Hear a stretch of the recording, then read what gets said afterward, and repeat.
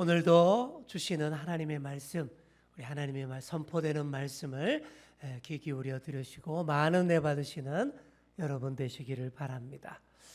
어릴 적에 마음 맞는 친구들과 어울려 놀던 시절, 굳이 어디라고 말 안 해도 알아서 딱딱 모이는 그런 장소들이 다 있었을 겁니다. 그런 장소를 아지트라고 하죠. 그들만 아는 모임 장소, 함께 모여서 놀고 더 친해지고 또 어떤 뭔가를 꾸미고 실행에 옮기는 그런 장소, 바로 아지트입니다. 그런 아지트의 추억들이 여러분들도 있을 거예요. 아니면 지금도 그런 장소가 있으셔서 정기적으로 혹은 비정기적으로 그리 가시는 분들도 계실 겁니다. 저는 우리 교회 모든 성도님들이 딴 데보다도 우리 교회를 아지트 삼아서 열심히 모였으면 좋겠습니다. 저는 어릴 때부터 정말 늘 교회가 저의 아지트였습니다. 맨날 교회에 가서 예배드리고 놀고, 교회에 가서 먹고, 교회에 가서 어울리고, 공부도 교회에서 하고, 잠도 교회에서 자고, 교회에서 살다시피 했습니다. 그래서 그런지 지금은 아예 교회에서 살고 있습니다. 그때는 살다시피 했는데 지금은 아예 그냥 눌러 살고 있습니다. 너무 좋아요. 왜 좋을까요? 주의 장막에서의 한날이 다른 곳에서의 첫날보다 나은 집이라고 노래했던 그 시편 기자의 그 노래와 같은 삶을 살고 있기 때문입니다. 또한 많은 우리 교회 성도님들이 교회의 여러 방들과 공간들을 자신들의 아지트 삼아서 335 열심히 모이고 또 친교하고 있습니다. 참 잘하시는 거예요. 계속 그렇게 하셔야 돼요. 아직 그런 경험이 별로 없으시다 하시는 분은 이제부터라도 그렇게 해보시기 바랍니다. 왜냐하면 우리 예수님이 그런 것을 너무 좋아하시고 바라시기 때문이에요. 또 우리가 예수님을 믿고 따르는 신앙생활 가운데에서 바로 이런 게 아주 유익하고 우리의 삶에 도움이 되고 위로와 격려와 힘이 되기 때문입니다. 오늘 말씀에서 바로 그런 것을 느낄 수가 있습니다. 지난 주일 우리가 어떤 말씀을 묵상했습니까? 부활하신 예수님께서 40일간 이 땅에 더 계시면서 제자들을 더 집중 훈련을 하신 다음에 다시 하늘로, 하나님 보좌 곁으로 승천하셨다라는 말씀 우리가 묵상했죠. 그때 예수님 올라가시는 하늘만 넋놓고 바라보고 있는 제자들을 향해서 주의 천사들이 나타나 이렇게 말했습니다. 너희가 어찌하여 하늘만 쳐다보고 있느냐. 예수님은 하늘로 올라가셨던 그 모습 그대로 다시 너희에게 오실 것이다. 이 말에 제자들이 정신을 반짝 차렸습니다. 우리가 하늘만 쳐다보고 있어서는 안 되겠구나. 이 땅에서 우리가 해야 할 일, 우리 주님 다시 오실 때까지 우리에게 맡겨주신 그 일을 우리가 잘 감당해야 되겠구나.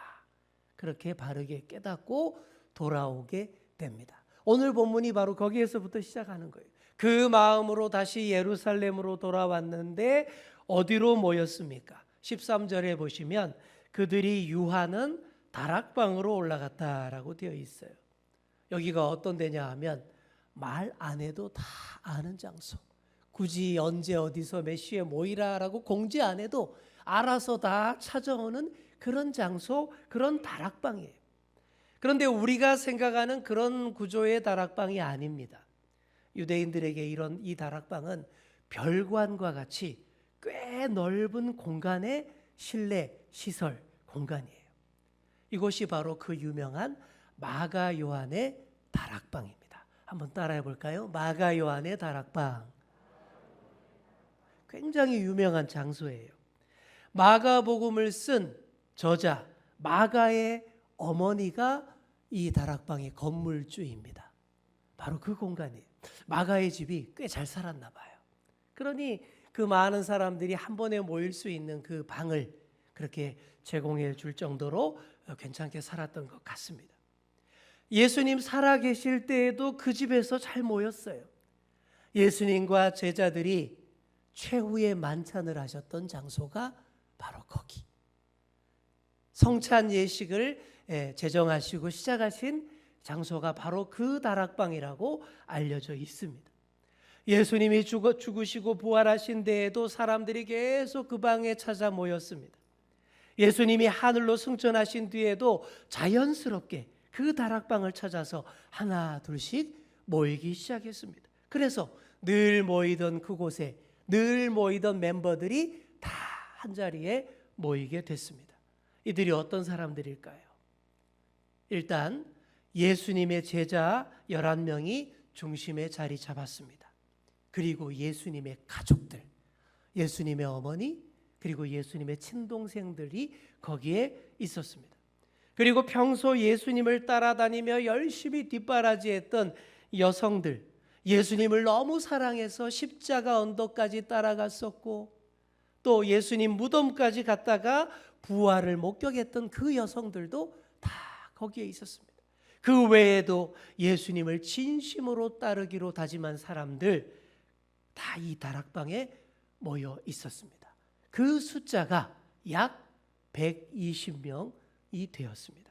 이들이 바로 끝까지 남은 예수님의 사람들이에요. 예수님의 공생의 3년 동안 수많은 사람들이 예수님을 따라와 다녔습니다. 예수님 말씀을 들으면서 너무 좋아했던 자들, 놀랍고 신기한 이적들에 환호했던 무리들, 또 자신들의 질병과 영적인 문제를 해결받으면서 좋아라 했던 사람들이 참으로 많이도 예수님을 따라다녔죠. 하지만 십자가 사건 이후에 이렇게 120명으로 정리가 된 것입니다. 아직 교회도 세워지지 않았던 때예요. 아직 교회가 세워지지도 않았던 그때 이들 120명이 무엇을 합니까? 아주 중요한 일들을 했습니다. 그것들을 하나씩 살펴보도록 하겠습니다. 첫째로 그들은 마음을 같이하여 모이는 일을 열심히 했습니다. 모이는 일, 이게 먼저였어요. 지금 모인 다락방 멤버들은 사실 알고 보면 서로 너무 다른 사람들이에요. 예수님 제자도 있고 예수님 가족도 있고 이름 없는 여인들도 있고 가난하고 어려운 사람들도 있었고 반면에 꽤 잘 사는 사람들도 그 중에는 있었습니다. 한마디로 마음을 같이 하기가 참 쉽지 않은 사람들이 그곳에 있는 거예요. 예수님 제자들 안에서도 어부도 있고 세리도 있어요. 거의 못 배운 사람 제자도 있고 많이 배운 제자도 있고 마음을 합치기가 쉽지 않습니다. 예수님 가족 중에도 여전히 맏형인 예수님을 잘 못 믿겠다라고 뻗대는 그런 친동생들도 있었을 것입니다. 늙은이도 있었고 젊은이도 있었습니다. 남자도 있었고 여자도 있었습니다. 이렇게 서로 너무 다른 부류의 사람들이 한자리에서 함께 모이는 모임이 이때부터 시작이 된 것입니다. 제 생각에는 이 건물주였던 마가의 어머니가 진짜 고생 많이 했을 거예요. 건물주도 고생 많이 합니다. 유지 관리 보수가 보통 일이 아니에요. 다 돈이잖아요. 자, 매일같이 자기 집 놔두고 모여드는 120명 뒤치다거리가 얼마나 힘들겠습니까? 그 많은 사람들이 다 먹어야지요, 싸야지요, 쉬어야지요. 이 120명이 밥 한 그릇씩만 먹어도 120그릇입니다. 하루 3끼 제공해 보십시오. 360그릇 밥 나가야 돼요. 이게 보통 인심으로 못하는 일입니다.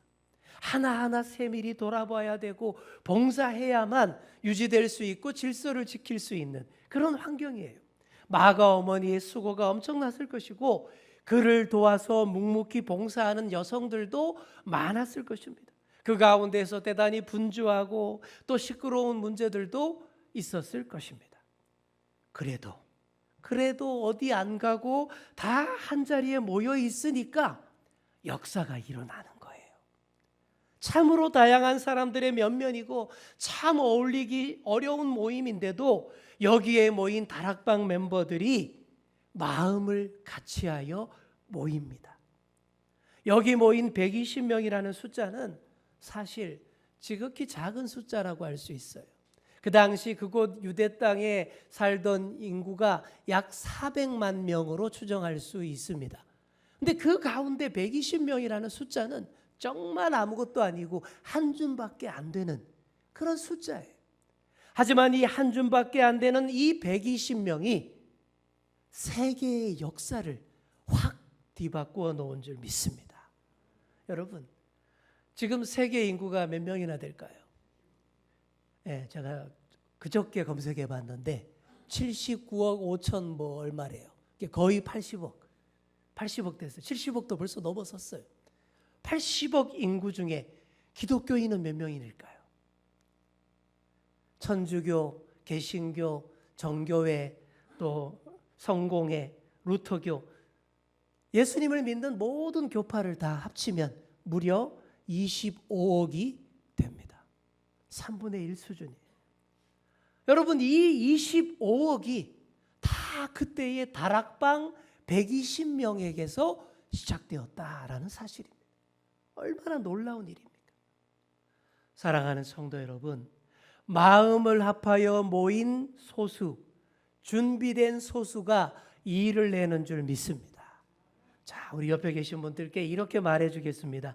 준비된 소수가 이 일을 냅니다. 마음을 같이하여 모입시다. 아멘. 이렇게 120명이 마음을 같이하여 잘 모였습니다. 일단 이거부터 해야 돼요. 여러분, 열심히 모이는데 열심을 다하시기 바랍니다. 그동안 코로나 때문에 별로 열심히 못 모였잖아요.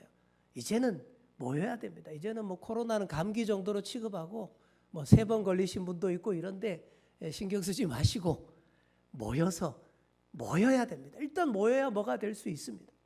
이게 첫째예요. 자, 그래서 이들이 이렇게 모여서 다음으로 뭘 했을까요? 자, 둘째로 그들은 마음을 같이하여 기도했습니다. 14절 후반부에 보시면 더불어 마음을 같이하여 오로지 기도에 힘쓰더라. 아멘. 너무 다른 사람들이 한자리에 모였지만 그래도 마음을 같이하여 오로지 기도에 힘썼습니다. 한자리에 모였을 때에 제일 잘할 수 있는 게 바로 기도예요. 뭐 다른 것도 할 수 있겠지만 저는 한자리에 모였을 때 제일 잘할 수 있는 게 기도라고 생각합니다. 이들이 무엇을 위해 기도했을까요? 예수님이 약속하신 것을 위해서 한 마음으로 기도했습니다. 예수님이 약속하신 건 뭐예요? 몇 날이 못 되어 너희가 하나님의 거룩한 영 성령님이 임재하실 것이다. 그것을 기다리라. 어디 가지 말고 그걸 기다리라. 바로 그 약속 붙들고 그 기도에 집중했습니다. 다들 사는 게 힘들었고요. 어려운 문제 많았습니다. 각자 하고픈 기도가 다 있었을 거예요. 다들 먹을 것, 입을 것, 살 것 걱정에 지친 사람들이었어요. 하지만 이곳에 모인 사람들은 각자 개인의 문제보다 더 큰 공통의 기도에 힘을 모았습니다. 그게 바로 마음을 같이하여 기도하는 것. 그러니까 되는 거예요. 사랑하는 성도 여러분, 마음을 같이하여 기도하신 여러분 되시기 바랍니다. 각자 개인의 기도 제목도 중요하겠지만 우리 모두의 공통의 기도, 보다 더 큰 기도의 마음을 모아 기도할 때에 기도가 더 하나로 다 통하고 모아지게 됩니다. 1907년 우리 한국교회에 있어서 아주 역사적인 사건이 있었죠. 대각성운동, 평양 대부흥운동이 있었습니다. 바로 그때에 우리의 기도, 우리 한국식 기도, 통성 기도가 온 세상에 소개되는 그런 일이 벌어집니다. 외국 선교사들, 외국인 기자들이 얼마나 열심히 모이나 그 집회에 많이들 참여한 가운데 집회가 벌어졌어요. 앞에서 집회 인도자가 기도 제목을 말하면서 우리 다 같이 기도합시다. 이 제목을 위해서 기도합시다 라고 했을 때에 모인 사람들이 일제히 소리를 크게 내서 기도하기 시작한 거예요. 성령님께서 그들의 마음을 감동시킨 결과 점점 그 기도 소리가 더 커지게 됐습니다. 모두가 제각각 자기 목소리로 소리질러 기도하는데 희한하게도 전혀 어지럽지도 않고 산만하지도 않고 은혜와 감동의 장이 펼쳐지는 거예요. 모두가 눈물 범벅, 콧물 범벅, 땀 범벅이 되어서 열심히 기도를 했습니다. 우리 민족에게는 이런 깊은 한이 있기 때문에 또 영적인 그 갈망, 갈급함이 있으니까 이런 기도가 그렇게 우러나는 거예요. 그 장면을 지켜보던 서양 선교사들과 외국인들이 완전히 감동합니다. 이 서구 교회들은 그때까지 그렇게 기도 안 했거든요. 점잖게 그냥 이렇게 폼 잡고 기도했었는데 그런 기도에 다 충격을 먹었습니다. 그래서 그런 기도 형태를 한국인 기도, 코리안 플레어라고 명명을 하게 됩니다. 그때부터 이 종교에서부터 한류가 시작된 거예요. 외국 선교사들이 그런 집회 모습을 본국에다가 대서특필하고 기자들이 신문에 다 내는데 한국인들의 그런 열정적인 기도 형태를 우리말 발음 그대로 통성기도, TONGSUNG KIDO 이렇게 딱 해서 소개합니다. 그래서 다 통성기도 이게 뭐지? 다 그렇게 알게 된 것이죠. 여러분 통성기도 무슨 뜻일까요? 통할 통자, 소리 성자를 씁니다. 그래서 무슨 말이에요? 소리가 통하는 기도 이런 뜻입니다. 모두가 제각각 각자의 소리로 크게 기도하는데 그게 다 통한다라는 거예요. 하늘의 하나님과 통하고 성령님과 통하고 함께 기도하는 주위의 사람들과 나도 모르게 다 통하더라라는 것이죠. 그렇게 다 통해서 하늘을 울리고 땅에 울려 퍼지고 다 같이 은혜 받는 기도가 통성 기도입니다. 과거에 이런 한국식 기도를 배우겠다고 외국에서 많이 들어왔어요. 많이 들어와서 뭐 연수한답시고 와서 배워가고 그랬습니다. 그들은 이런 기도 잘 못해요. 깊은 이 한 맺힌 깊은 한도 없고 우리와 같은 이 종교적 열정이 없어서 이런 기도 잘 안 되는데 그래도 억지로 배우겠다고 많이들 왔었어요. 그래서 처음에 시작할 때 주여 부르짖고 기도해야 되니까 이 주여가 영어식으로 하면 뭐예요? Oh my Lord 이렇게 되잖아요, 그죠? 근데 이게 길고 잘 안 되잖아요. 어색해요. 아무리 해도 잘 안 되니까 어차피 코리안 플레이어니까 한국어로 주여 하자고. 그래서 그 외국인들이 되지도 않는 한국 발음으로 주여, 주여 이렇게 뭐 정말 진풍경이 벌어지곤 했다라는 것이죠. 저는 마가의 다락방에 모인 사람들이 바로 이런 통성 기도를 하지 않았을까 생각합니다. 그런 기도는요, 누가 가르쳐서 나오는 게 아니에요. 우리도 처음에 대부흥할 때 통성 기도 누가 가르쳐서 나온 게 아니에요. 너무 뜨거워져서 그냥 하다 보니 그렇게 된 겁니다. 깊은 한이 있고 절박함이 있을 때에 성령께서 내 가슴을 만지시고 두드릴 때에 나도 모르게 터져 나오는 기도가 바로 이런 기도입니다. 이 한국인의 통성기도, 저는 이 전통을 우리가 잘 보존하고 지켜야 한다라고 생각합니다. 조용히 묵상해서 기도해야 할 때도 있고 침묵하며 기도할 때도 있습니다. 정제된 언어로 아주 차분하게 기도해야 할 때도 있습니다. 하지만 수요 집회나 부흥회 때, 특별한 집회 때는 통성으로 부르짖어 기도하여서 하늘과 땅을 울려야 합니다. 우리가 2월 하순에 말씀 사경회 부흥회를 우리 교회에서 합니다. 이 집회를 앞두고 좀 통성기도 훈련을 좀 해야 될 것 같아요. 왜냐하면 우리도 점점 잘 살게 되면서 이 영적인 헝그리 정신이 좀 없어졌어요. 다들 배가 불러가지고 예전과 같은 그런 절박한 기도, 간절한 기도 잘 못하게 됐습니다. 기도 소리가 기어 들어가요. 앞에서도 기어 들어가고 뒤에서도 기어 들어가고 왼쪽 오른쪽에서도 기도 소리가 작으니 그러니 나도 민망해서 크게 못하게 되는 이런 상황이 되었죠. 그러면 안 됩니다. 통성 기도는 모두가 제각각 크게 부르짖을 때에 동시에 통하는 그런 기도의 특징을 가지고 있습니다. 각자 더 크게 간절하게 기도할 때 그게 다 통하는 소리가 되고 마음을 같이 하는 기도가 됩니다. 더 은혜와 감동이 됩니다. 연습 좀 해야 되겠어요. 언제 연습할까요? 수요 집회 많이 나오셔서 다 함께 연습했으면 좋겠습니다. 연습할 때가 그때밖에 없어요. 우리 옆에 계신 분들께 이렇게 말해 주겠습니다. 마음을 같이하여 기도합시다. 마지막 셋째로 한자리에 모인 120명은 마음을 같이하여 부족함을 채우는 일을 했습니다. 부족함을 채우는 일. 어떤 부족함이 있었을까요? 물론 많은 부족함들이 있었겠지만 그 중에서 이게 제일 문제였습니다. 예수님 제자들이 사도라는 직분으로 그 모임 중심에 자리하고 있는데 11명 뿐이었습니다. 예수님 제자는 원래 몇 명입니까? 12명인데 한 명이 빠졌어요. 누가 빠졌죠? 가룟 유다가 빠졌습니다. 12제자 중 제일 똑똑해서 이 돈주머니, 재정관리를 맡았던 이 가룟 유다가 예수님을 배신하고는 자괴감에 자살하고 맙니다. 마태복음에서는 스스로 목을 맸다라고 기록하고 있는데 오늘 읽은 본문 18절에 보면 곤두박질하여 배가 터졌다 이렇게 기록되어 있죠. 그래서 종합해 보면 예수님을 배신하고 크게 후회하게 된 가룟 유다가 스스로 목을 맸는데 이런 것도 좀 프로답게 잘해야 되는데 아마추어처럼 제대로 못했나 봐요. 줄이 뚝 끊어졌어요.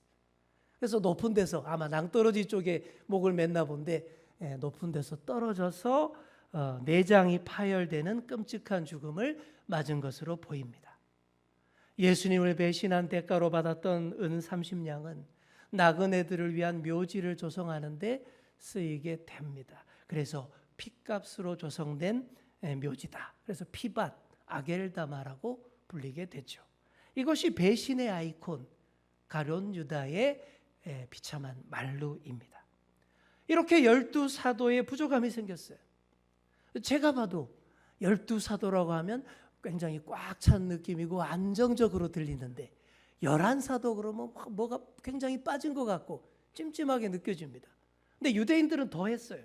유대인들은 12를 완전수로 보았기 때문에 12에서 하나 부족한 11이 영 불편하고 용납이 되지 않았어요. 그래서 이 부족함을 채우고자 마음을 같이하여 기도하고 부족한 사도를 한 사람 충원하여 뽑게 됩니다. 사도의 자격으로 전혀 손색이 없는 최종 후보가 두 사람으로 압축이 되었습니다. 누구입니까? 따라해 볼까요? 요셉과 마띠아. 자, 이 둘 중에서 제비 뽑기를 합니다. 이 당시에 제비 뽑기는 어떤 식으로 했냐 그러면요. 사람의 이름을 쓴 두 사람의 이름을 적은 표식을 그릇에 집어넣고 맡은 사람이 그 그릇을 세게 막 흔듭니다. 그랬을 때 팍 튀어나오는 이름이 선출되는 거예요. 누구 이름이 딱 튀어나왔을까요? 마띠아라는 이름이 딱 뽑혀서 12사도를 채웠습니다. 훗날 이 마띠아는 에티오피아에서 선교하다가 순교하는 그런 사람이 됩니다. 자, 그런데 여러분 여기서 탈락한 요셉의 마음이 어땠을까요? 좋지 않았겠죠. 오늘 본문을 잘 보시면 이 탈락한 요셉이 더 훌륭한 사람처럼 보입니다. 후보 이름 중에서도 먼저 나온 이름이 요셉이에요. 먼저 나온다라는 것은 그만큼 더 유력한 사람이다라는 그런 뜻입니다. 그리고 마띠아는 그냥 마띠아라고만 소개하고 있지만 이 요셉은 그의 별명을 두 가지나 소개하고 있어요. 첫 번째 별명 바사바. 바사바라는 말은요, 안식일의 아들이라는 뜻입니다. 이 요셉이 안식일 날 태어났나 봐요. 그리고 두 번째 별명 유스도. 유스도라는 이름은 의로운 자라는 뜻입니다. 여러분 별명부터 이렇게 좋아요. 별명부터 이렇게 좋은데 사람이 얼마나 좋은 사람이겠습니까? 그런데도 탈락입니다. 제비뽑기에서 안 뽑혔어요. 하지만 교회의 역사가 유세비우스라는 사람의 기록에 의하면 이 탈락한 요셉이 많은 능력을 보이고 훌륭한 복음 전도자로 교회를 위해 헌신했다라고 기록을 하고 있습니다. 여러분 얼마나 훌륭합니까? 사도가 될 뻔했지만 되지 못한 비운의 주인공 바사바, 유스도, 요셉. 그는 사도가 되지는 못했지만 이렇게 기록이 됐어요. 어떻게 기록됐습니까? 교회 역사에서 결과에 아름답게 순복한 사람, 한결같이 계속 교회를 위해 헌신한 사람으로 기억되게 되었다라는 사실입니다. 여러분, 중요한 것은 이 모든 과정을 마음을 같이하여 기도하고 성령님의 인도를 따라서 진행했다. 여러분 이게 중요한 거예요. 혹자는요 이렇게 따지는 사람이 있습니다. 아니 제비 뽑기로 사람을 뽑는 게 그게 공평합니까? 그게 정당해요? 이게 운에 맡기는 거지 그게 뭐예요? 이렇게 따지는 사람들이 있습니다. 하지만 기도하고 제비 뽑으면 되는 거예요. 기도 안 하고 제비 뽑으면 그거 안 되지만 기도하고 제비 뽑으면 됩니다. 기도 안 하고 그냥 모여서 머리만 굴리고 밤새도록 회의만 해서 뽑아놓으면 반드시 문제가 생기지만 기도하고 제비 뽑으면 아무 문제 없게 되는 거예요. 그러니 여러분 여기서 방점이 제비 뽑았다 여기에 있는 게 아니라 기도하고 뽑았다. 기도하고의 방점이 있는 겁니다. 많은 교회들이 기도는 안 하고 그냥 회의만 하고 밤새도록 회의만 하고 무슨 일을 결정하는데 그게 더 큰 분란의 소지가 되는 것들을 보게 됩니다. 기도의 방점이 있어야 되죠. 기도하고 성령의 인도하심을 받아야 됩니다. 이게 바로 하나님의 거룩한 영, 성령님의 인도를 받아 진행하는 교회 일의 묘미인 것이죠. 모든 과정을 마음을 같이하여 기도하는 과정이 있으면 그러면 된다라는 거예요.